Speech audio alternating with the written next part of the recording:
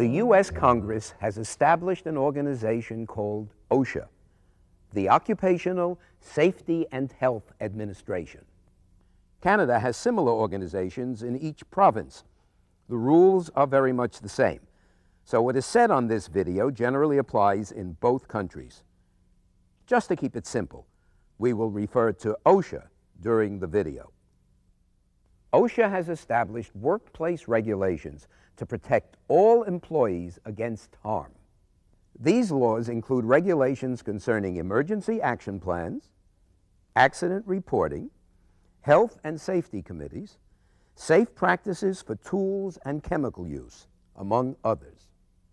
All employers, I'll underline the word employers, are mandated to comply with these basic requirements.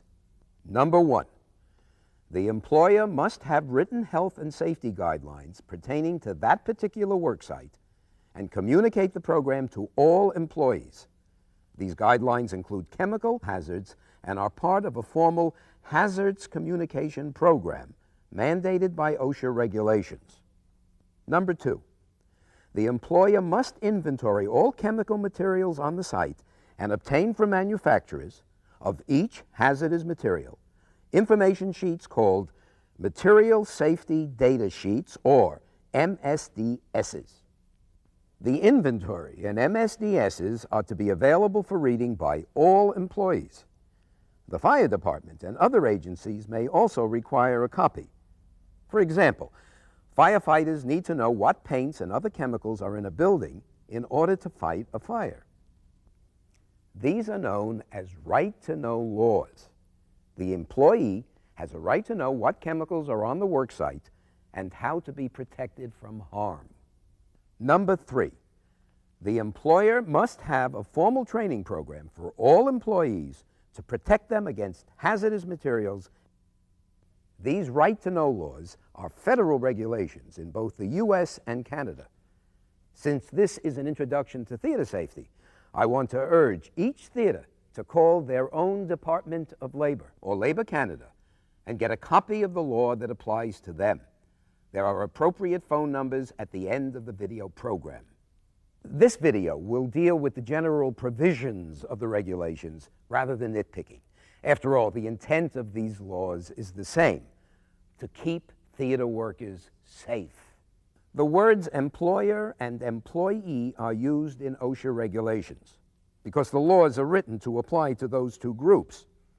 One would conclude that actors, technicians, stage managers, and others who are employed by a theater and have benefits deducted from their paychecks, that's the key phrase, are the only ones covered under these laws. However, independent contractors also must comply with the theater's right-to-know program.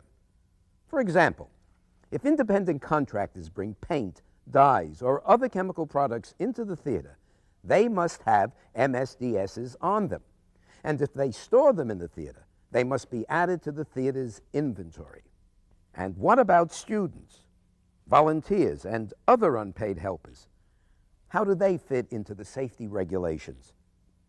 Even though unpaid workers don't come under OSHA, the theater still should extend training and protection to them. This is not only ethical, it is wise from a legal perspective. For if unpaid workers, students, or volunteers are injured or made ill on the job, the theater can be held liable. Regular employees are covered by workmen's compensation. Teachers have an even more unique position in all of this because they and/or school administrators may be held directly liable for harm coming to their students caused by classroom activities and projects. And this harm can vary from an injury that is obvious at the time it occurs to an illness that occurs in the future due to some hazardous chemical they used. For all these reasons, everyone working in the theater should be covered by right-to-know programs. This means they all should be trained to read MSDSs in order to understand the hazards of their job and be guided and protected by those in supervision. And since it applies to everyone, this video will use the words theater worker or workers, meaning the information is meant for paid employees, students, independent contractors, and volunteers. The potential for litigation falls hard on supervisors. Teachers and staff supervisors must protect themselves by following OSHA regulations, providing a clean and safe environment for all workers, teaching and enforcing safe work practices, and training workers properly. OSHA does not specify the length of a proper training session. They expect workers to be trained however long it takes to teach them to read the MSDSs on the products they use, to understand how these products can affect them, and how to use them safely. Most trainers verify this understanding with quizzes that are kept on file as a legal backup. Experience tells us that training might take as little as 3 hours to as long as a week or more, depending on the complexity of the work and the number of chemicals and processes used in the theater.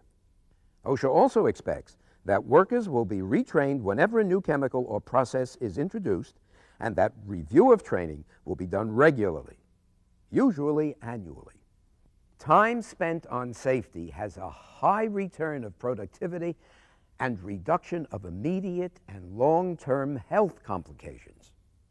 The best way to make all this work happen successfully is for the theater to create an on-site health and safety committee made up of representatives of all types of workers, actors, technicians, designers, faculty, and administrators, who meet regularly to develop printed safety materials and oversee safety training in all areas of the operation. The committee can also help employers comply with all other applicable OSHA regulations, such as accident reporting, development of written emergency plans, respirator protection plans, ladder use rules, sanitation, electrical code enforcement, hearing protection, discipline, and equipment and building maintenance. In fact, every aspect of theater is affected in some way by OSHA rules. Large theaters, school districts, and universities have full-time safety professionals or industrial hygienists to keep up with the constantly changing work. Smaller theaters and schools can use the services of outside consultants or rely on publications and advice from OSHA and other government agencies. Several theater organizations have information that is helpful to improving theater safety. Safety regulations are constantly changing, so to help you keep up with current rules, at the end of the video, we have included a bibliography and comments about consultants and publications. Contact them for the latest information and how the laws apply to your specific theater. Just a personal experience. When I was once director of a theater, I had a designer at one time who was looking at his set, I think for the first time that we had hung it, and wanted to get a clearer perspective and started backing off from the scenery until he got to the edge of the stage and backed off one more step and fell into the orchestra pit. And in the immortal words of the theater, he literally broke a leg. If we had had a few more safety concerns, I believe something like that would not have happened. So I urge you to watch and listen carefully to what is to follow.